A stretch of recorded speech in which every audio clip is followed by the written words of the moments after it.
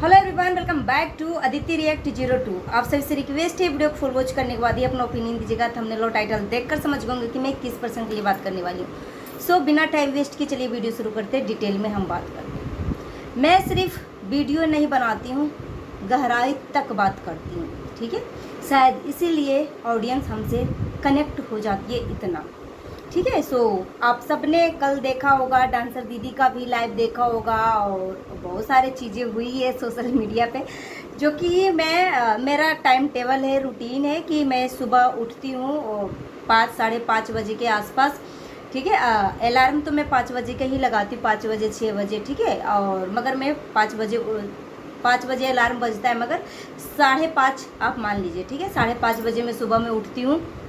उसके बाद झाड़ू पोछा करने के बाद पोछा नहीं लगाती हूँ, सिर्फ झाड़ू लगाती हूँ, घर को सेट वेट करती हूँ, फिर बच्चे के लिए नाश्ता वास्ता तैयार करके फिर इनको स्कूल भेजती हूँ। ठीक है, नाश्ता वास्ता करवा के उसके बाद हस्बैंड भी ऑफिस चले जाते हैं। उसके बाद मैं पूजा पाठ करके अपनी रूटीन में आप सभी के सामने आ जाती हूँ। ठीक है, उसके बाद मेरा शाम का रूटीन है, टाइम टेबल है कि 9:30 बजे तक हम सब जो है बिस्तर पे चले जाते हैं। उसके बाद कोई मोबाइल, कोई वो नहीं, कौन क्या कर रहा नहीं कर रहा, 9:30 बजे तक। ठीक है, जैसे सैटरडे संडे हो गया तो सैटरडे नाइट जो है थोड़ा लेट सेट हम सोते हैं, फिर भी हम 10 साढ़े 10 बजे तक सो जाते हैं। ठीक है, इससे ज़्यादा हम रात को नहीं जागते हैं।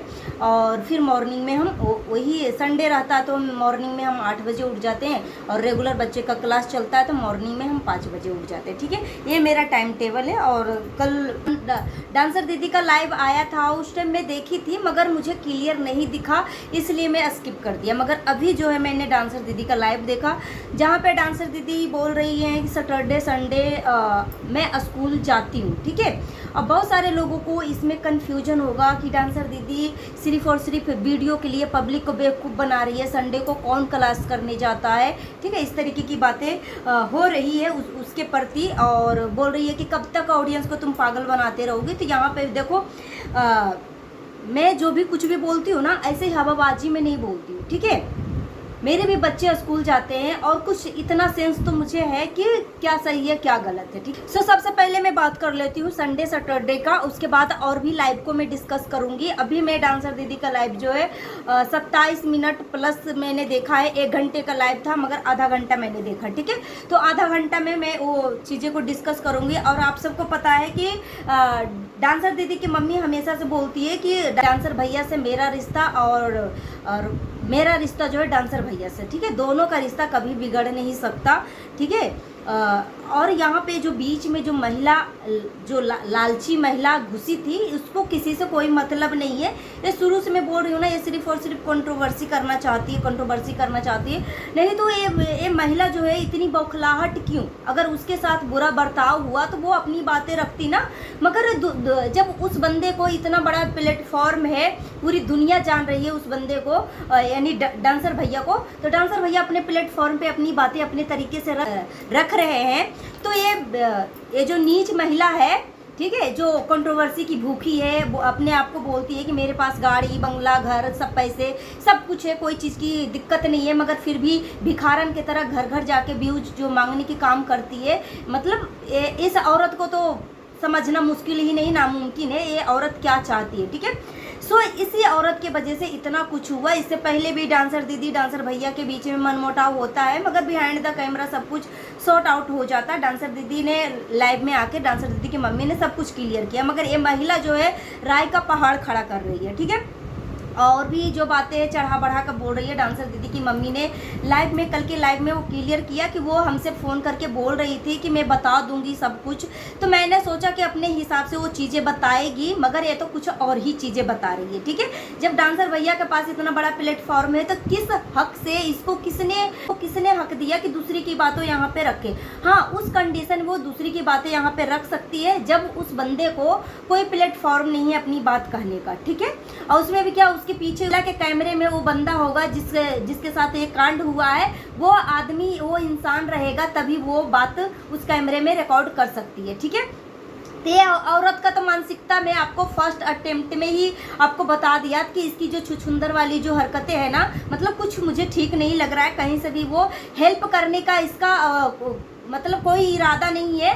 ठीक है, नहीं तो अब अगर कोई भी पढ़ी लिखी है, ठीक है, बहुत ही नॉलेजेबल है, अगर सामने वाले पर्सन को लग रहा है कि मैं उसको इसके लैंग्वेज में, इसकी पढ़ाई लिखाई में, इसकी आर्थिक कंडीशन में या कोई भी तरीके से मैं उसको हेल्प कर सकती हूँ, तो इस नीच औरत की मैं चीज़ें बता रही हूँ कि किस तरीके से जब नीच औरत जब कोई भी दलदल में फंसती है तो छोटी बच्ची को अपने कैमरे पे बैठा कर दूसरे के लिए किस तरीके से अभद्र लैंग्वेज का प्रयोग करवा कर अग्रेशन में आकर अपनी भड़ास मिटाई। ठीक है, तो यहाँ से इसकी एजुकेशन पता लग गया कि ये कितनी एजुकेट महिला है।